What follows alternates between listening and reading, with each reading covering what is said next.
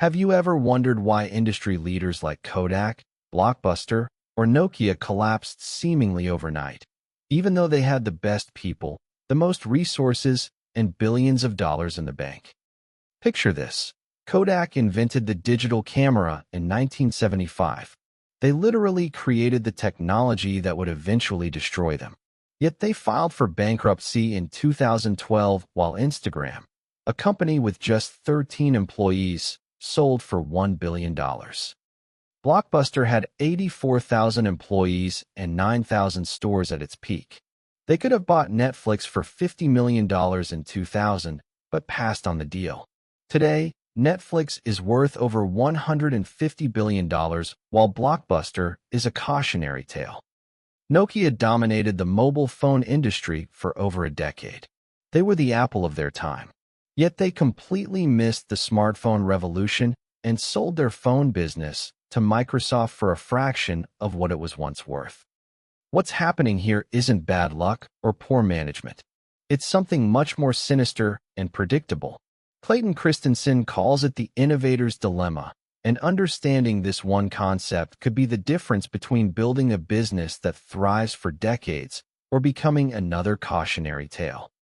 Here's the mind-bending truth. Success can plant the seeds of failure.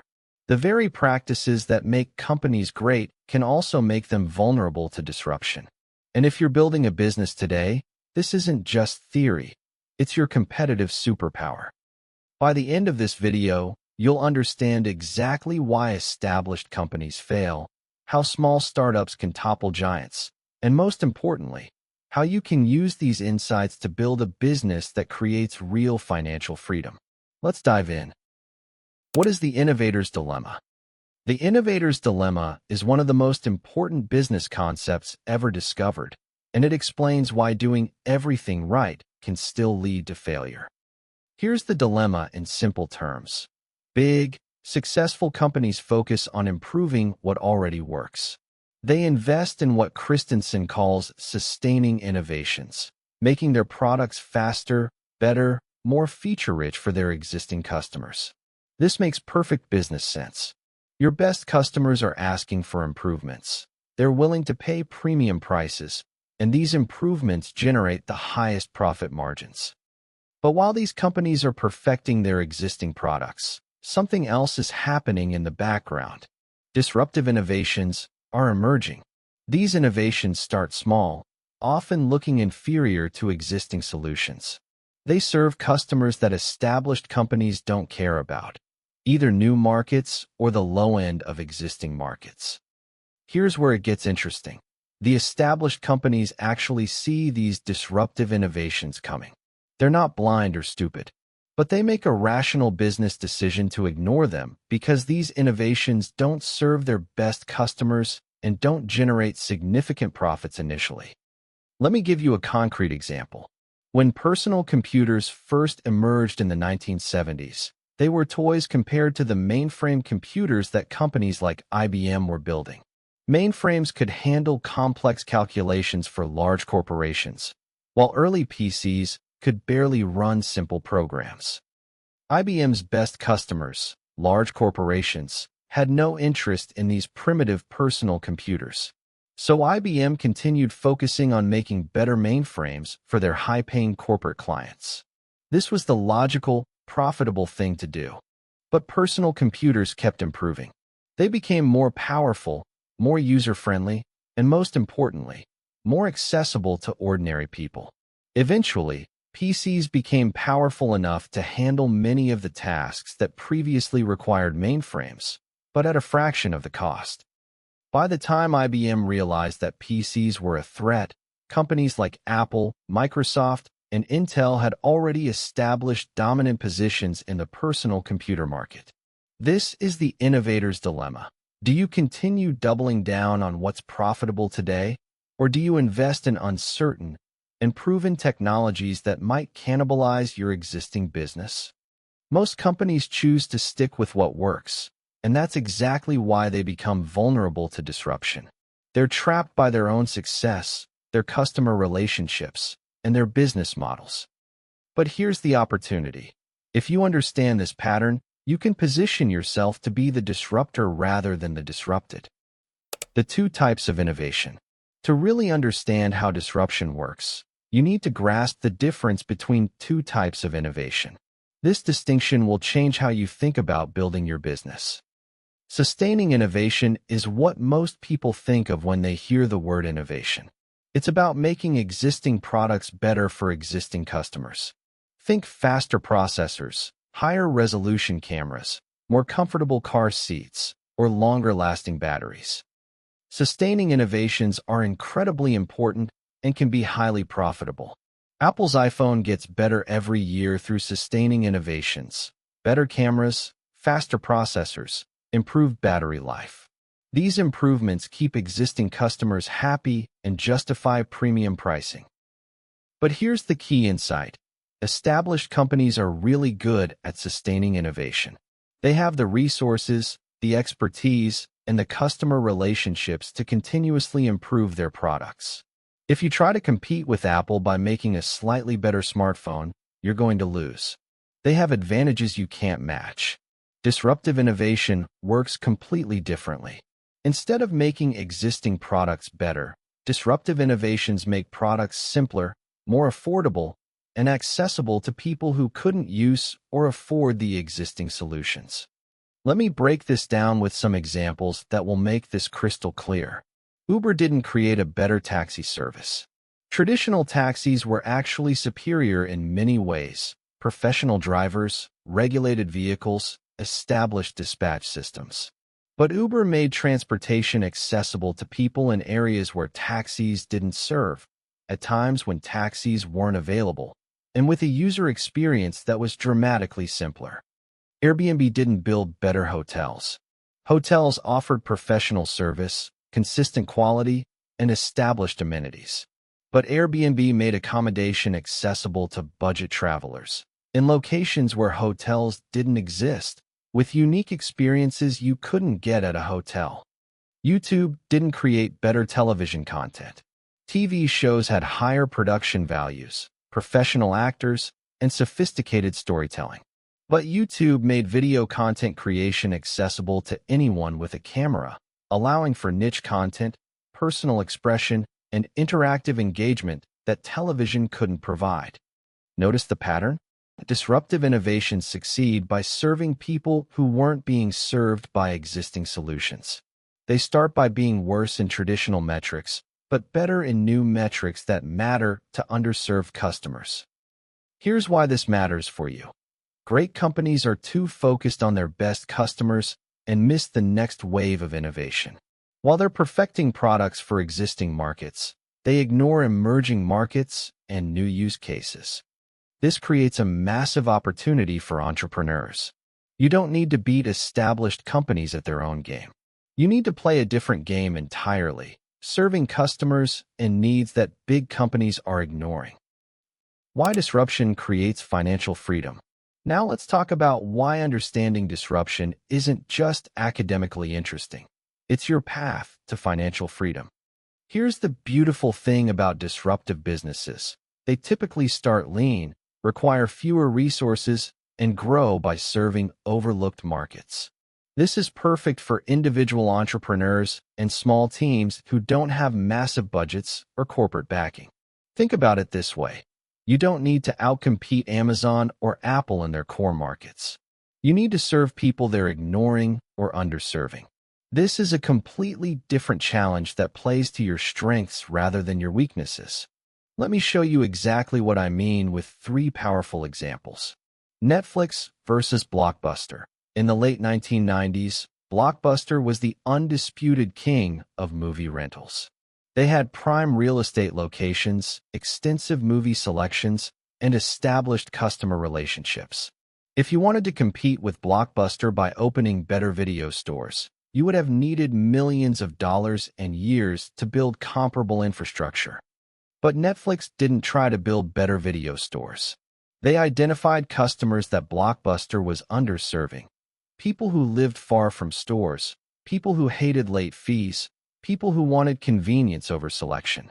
Netflix started with a simple value proposition: movies by mail with no late fees. Initially, Netflix was worse than Blockbuster in many ways. Limited selection, delayed gratification, no guarantee that movies would be in stock. But for underserved customers, these trade-offs were worth it for the convenience and predictable pricing.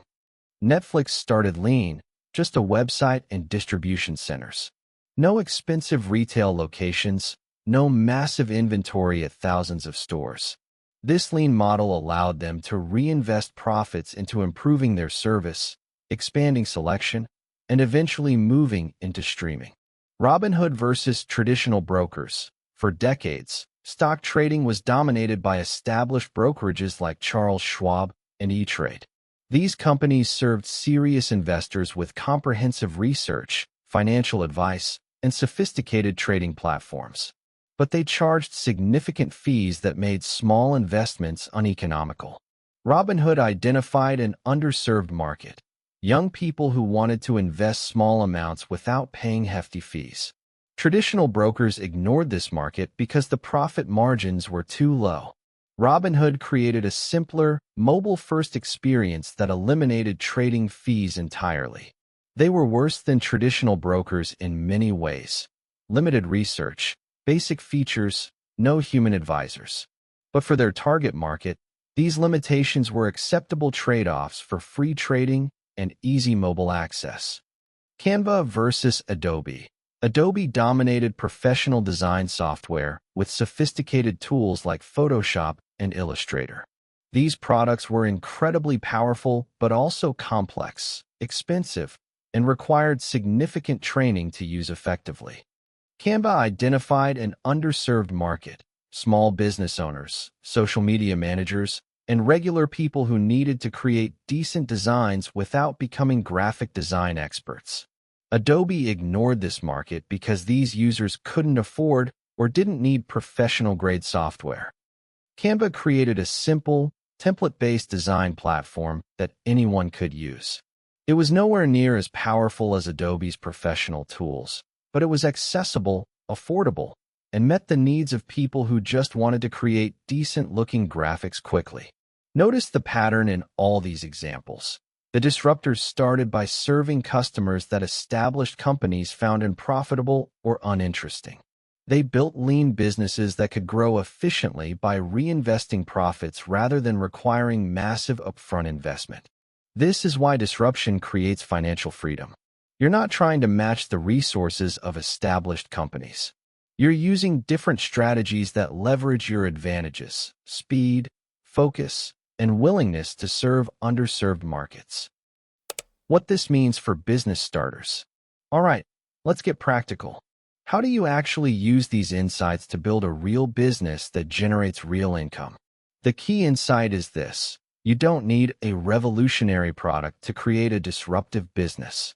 You just need a new approach to serving underserved customers. Here are the questions you should be asking yourself. What do people complain about in big industries? Every industry has pain points that established companies have learned to live with or ignore. These complaints are your opportunities. People complain about expensive healthcare, complicated tax software, confusing investment platforms, impersonal customer service, inconvenient banking hours. Each complaint represents a potential market. Where are things overly complex, expensive, or inaccessible? Complexity is often a sign that an industry is ripe for disruption. When products or services require extensive training, significant upfront costs, or ongoing maintenance, there's usually an opportunity to create simpler alternatives. What can you simplify or strip down to create access? Instead of asking how to make something better, ask how to make it simpler, cheaper, or more accessible. What features can you eliminate? What steps can you remove? What barriers can you lower?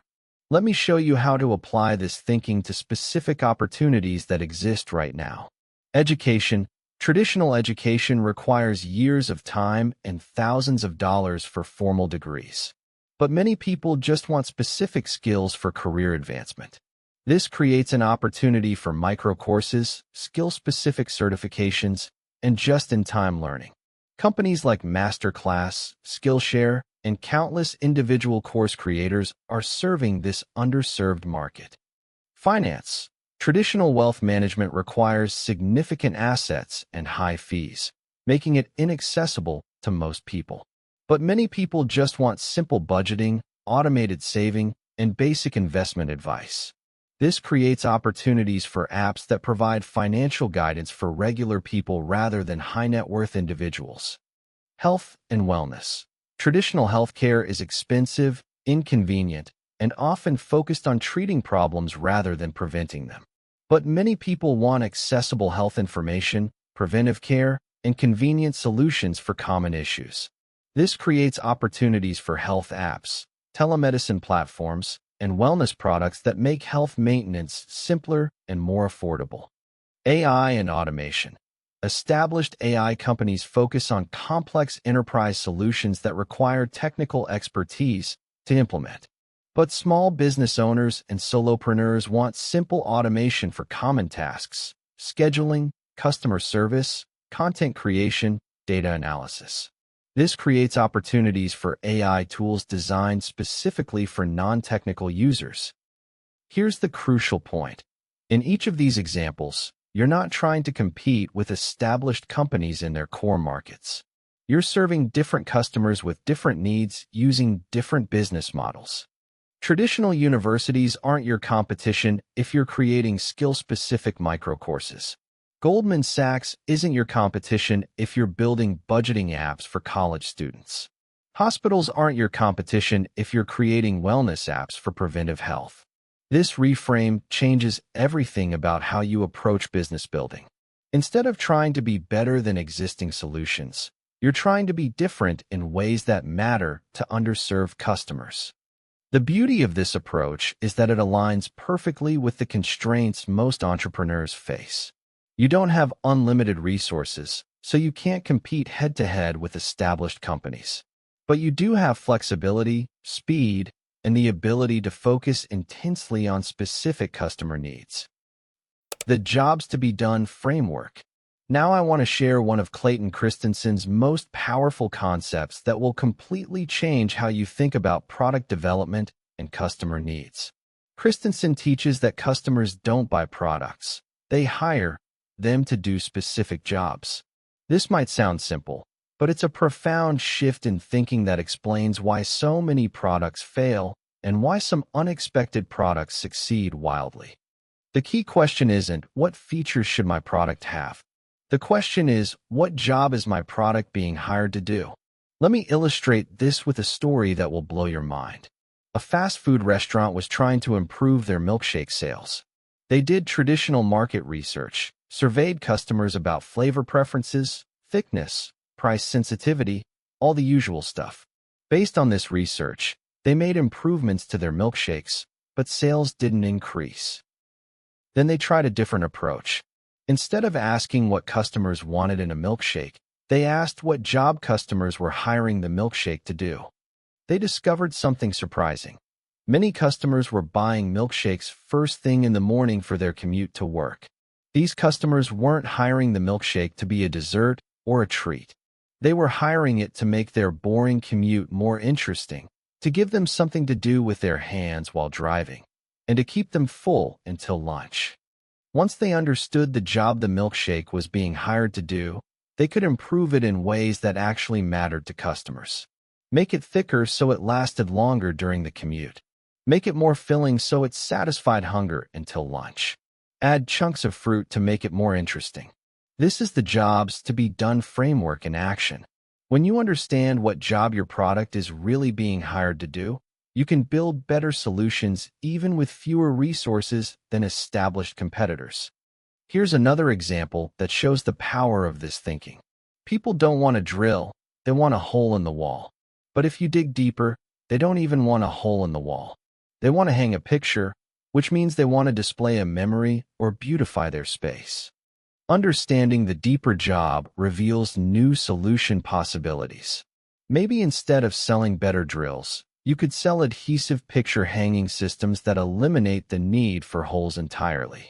Or maybe you could create a service that hangs pictures for people who don't want to deal with tools at all. Let me show you how successful businesses have used jobs to be done thinking. Uber. People weren't hiring Uber to get a better taxi ride. They were hiring Uber to solve the job of reliable transportation without the uncertainty of whether a taxi would show up, without needing cash, and without dealing with credit card machines that might be broken. Airbnb. People weren't hiring Airbnb to get a better hotel room. They were hiring Airbnb to solve the job of affordable accommodation in expensive cities, unique travel experiences, or feeling like a local rather than a tourist. Spotify. People weren't hiring Spotify to get better music files. They were hiring Spotify to solve the job of having access to any song they wanted instantly, without having to own or manage a music collection. Here's how this helps you as an entrepreneur. Stop guessing what features your product should have. Start understanding what job customers are really trying to get done. This approach has several massive advantages. First, it helps you compete with better-funded companies. You might not be able to build a product with more features, but you can build a product that does the core job better than anything else available. Second, it helps you identify opportunities that established companies miss. Big companies often focus on improving product features rather than understanding job satisfaction. This creates openings for simpler solutions that do the job better. Third, it guides your product development decisions. Every feature decision becomes simple. Does this help customers get their job done better, or is it just feature bloat? The Jobs to be Done framework is particularly powerful for identifying disruptive opportunities because it reveals when existing solutions are overserving customers, doing more than necessary to get the job done, often at higher cost and complexity than customers actually want. Why big companies can't copy you. Here's something that will give you confidence as you build your disruptive business. Even when big companies see you coming, they often can't effectively respond. They're trapped by their own success, and understanding why gives you a sustainable competitive advantage. They're trapped by their business model. Established companies have fixed costs, overhead, and profit margin expectations that make it impossible for them to compete in low-margin markets. If Netflix had tried to compete with Redbox on price, they would have destroyed their profit margins. If Adobe tried to compete with Canva on simplicity, they would have confused their professional customers. Let me give you a concrete example. When digital photography emerged, Kodak actually developed some of the best digital camera technology. But their business model was built around selling film and photo processing services, which generated recurring revenue and high margins. Digital cameras would have cannibalized this profitable business. Even though Kodak saw digital coming, they couldn't fully commit to it without destroying their existing revenue streams. They were trapped by their own business model success. They're trapped by customer expectations. Big companies have relationships with demanding customers who expect continuous improvement in traditional metrics. These customers often actively resist simpler solutions because they perceive them as downgrades. When Tesla started making electric cars, traditional automakers could have built electric vehicles much earlier. They had the resources and technical capability. But their customers, car dealerships, fleet buyers, automotive enthusiasts, weren't asking for electric vehicles. They were asking for more powerful engines, better fuel efficiency in gasoline cars, and more features. If Ford had announced they were focusing primarily on electric vehicles in 2010, their existing customers would have been confused and potentially upset. Tesla didn't have existing customers to disappoint, so they could focus entirely on the emerging electric vehicle market. They're trapped by their organizational structure. Large companies have complex decision-making processes, risk management systems, and performance metrics that make it difficult to pursue uncertain opportunities. They're optimized for execution and efficiency, not for experimentation and rapid iteration. A startup can test a new product idea, get customer feedback, and pivot within weeks. A large company might need months of meetings, market research, legal review, and budget approval before they can even start testing. They're trapped by cultural momentum. Companies develop cultures around their core competencies and success factors. Engineers at Apple are focused on creating premium, beautifully designed products. This culture makes it difficult for them to create intentionally simple, low-cost products even when market opportunities exist. Similarly, consulting firms like McKinsey are culturally focused on solving complex problems for large corporations. This makes it difficult for them to create simple, self-service solutions for small businesses, even when that market opportunity is obvious. Your advantages as a disruptor. Understanding these constraints reveals your key advantages. You have flexibility where they have commitments. You have speed where they have bureaucracy. You have focus where they have complexity. You can test and pivot quickly without asking permission from multiple stakeholders. You can serve customers that established companies find unprofitable. You can simplify solutions without worrying about confusing existing customers. Most importantly, you can stay obsessed with customer needs without being distracted by internal politics, legacy systems, or competing priorities. This doesn't mean big companies never respond to disruption. Sometimes they do, often by acquiring disruptive startups rather than building competing solutions internally. But by the time they recognize the threat and act, disruptive companies often have established strong market positions and customer relationships. How to apply this as a creator/entrepreneur? All right, let's make this extremely practical. Here's exactly how to apply Innovator's dilemma insights to build a real business that generates real income. Start small with MVPs and prototypes. Don't try to build a complete solution immediately. Create the simplest possible version that solves the core job customers need done. This allows you to test your assumptions, get customer feedback, and iterate quickly without massive upfront investment. The key is to focus on the essential job to be done and strip away everything else. If you're building a budgeting app, don't worry about advanced investment tracking or complex reporting features initially. Focus on making it incredibly easy for people to see where their money goes each month. Solve overlooked problems, not glamorous ones. The best opportunities are often in mundane, boring industries that don't get much attention. Everyone wants to build the next social media platform or revolutionary AI system. But there's less competition and often more opportunity in solving everyday problems that people complain about but accept as inevitable. Think about business software for small accounting firms, scheduling tools for local service businesses, or inventory management for small retailers. These aren't glamorous markets, but they're filled with customers who are underserved by existing solutions.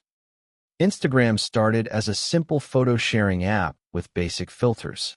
They could have added messaging, video calling, e-commerce, and dozens of other features immediately. Instead, they perfected the core photo-sharing experience before gradually adding new capabilities.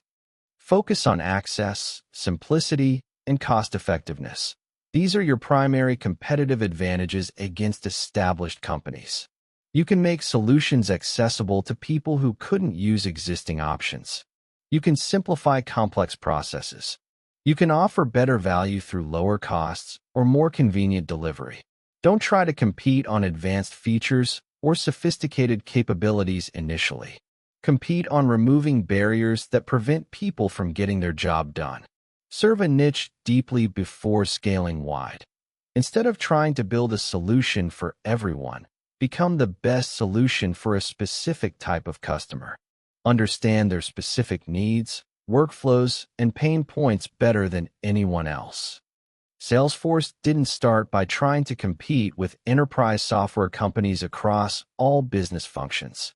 They focused specifically on sales teams and built the best customer relationship management solution for that niche.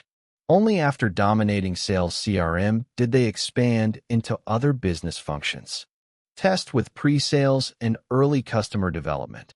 Before building anything significant, validate demand by talking to potential customers and getting pre-orders or commitments. This reduces your risk and ensures you're building something people actually want. Create landing pages describing your solution and measure interest. Interview potential customers about their current solutions and pain points. Offer to build custom solutions for early customers in exchange for feedback and case studies. Focus on customer success over feature competition.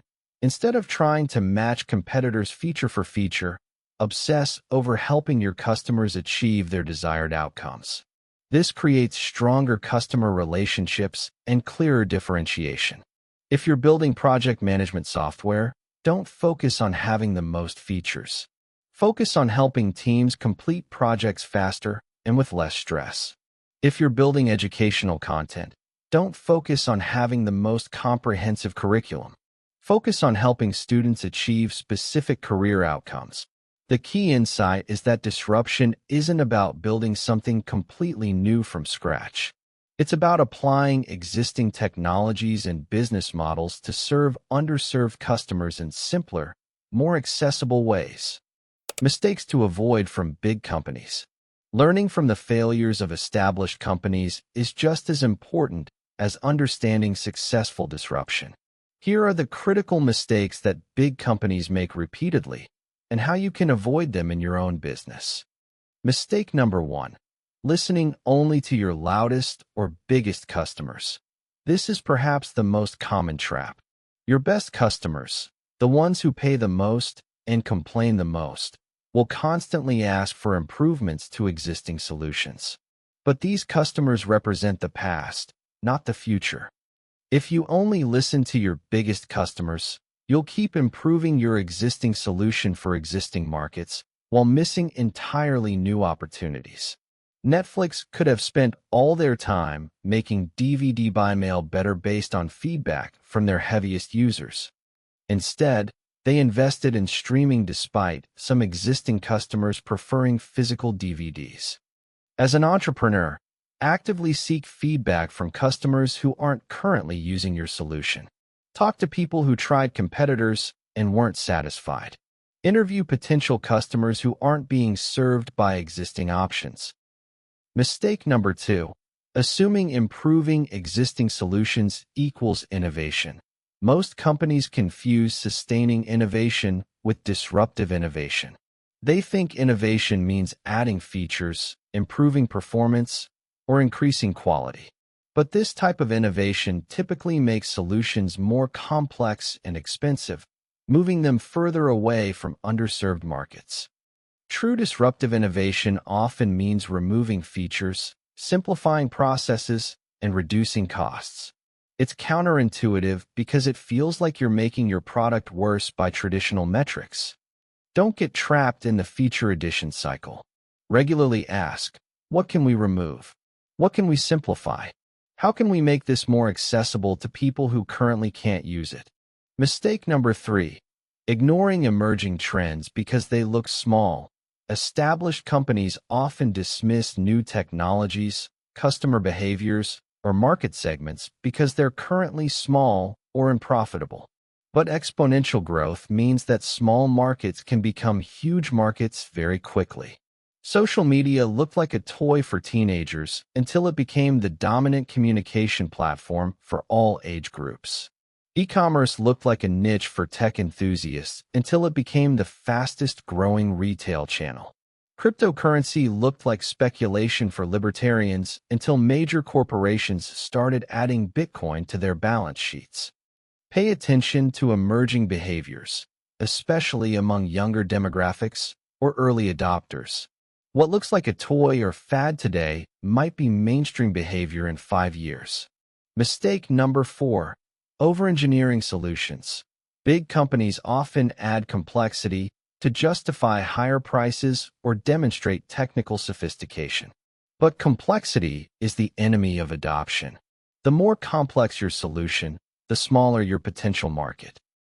The most successful disruptive innovations are often embarrassingly simple. Uber is essentially a database that matches drivers with passengers. Airbnb is essentially a marketplace that connects property owners with renters.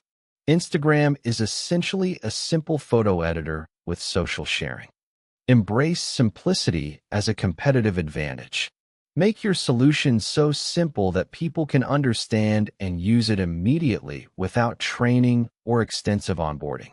Focus on new use cases and next-generation behaviors. Instead of trying to serve existing markets better, look for entirely new use cases, emerging customer behaviors, and next-generation workflows. People didn't know they wanted to share photos constantly until smartphones with cameras became ubiquitous. People didn't know they wanted on-demand transportation until location-based mobile apps made it practical. People didn't know they wanted to learn from online videos until broadband internet made video streaming seamless. Look for changes in technology, demographics, or behavior that create opportunities for entirely new solutions rather than improvements to existing ones. Final takeaways and call to action. Let me leave you with the insights that can transform your entire approach to building a business and creating financial freedom. The real danger isn't disruption. It's not being willing to disrupt yourself. The companies that survive and thrive are the ones that cannibalize their own products before someone else does. Amazon disrupted their own bookstore business with e-commerce, then disrupted their own e-commerce business with marketplace sellers, then disrupted their own technology infrastructure with cloud services. As an individual entrepreneur, you have the ultimate advantage: no legacy business to protect. You can focus entirely on creating new value in new ways without worrying about cannibalizing existing revenue streams. Remember that disruption isn't about destruction. It's about creating new value in new ways. You're not trying to put existing companies out of business. You're trying to serve customers who aren't being served well by existing solutions. The path to financial freedom isn't about competing in existing markets with existing solutions. It's about creating new markets by serving people differently. Find the customers that established companies ignore, serve them better than anyone else, and build from there. Here's your action step. Identify one industry you understand well and ask yourself these questions. What do people in this industry complain about constantly? What's overly complex, expensive, or inaccessible? What could be simplified or made more affordable? What jobs are people trying to get done that existing solutions don't address well? Your answers to these questions are your disruptive opportunities. Now I want to hear from you. Drop a comment below and tell me, what's one outdated industry you think is ready to be disrupted? What assumptions is everyone making that might be completely wrong? If this video changed how you think about competition and business strategy, hit that subscribe button because we're diving deep into more unconventional business wisdom that can accelerate your path to financial freedom. Remember, the biggest opportunities don't come from competing better. They come from competing differently. Your small idea that solves a big hidden need could be the beginning of something extraordinary. The question isn't whether disruption will happen in your industry. The question is, will you be the disruptor or will you be disrupted? Choose wisely.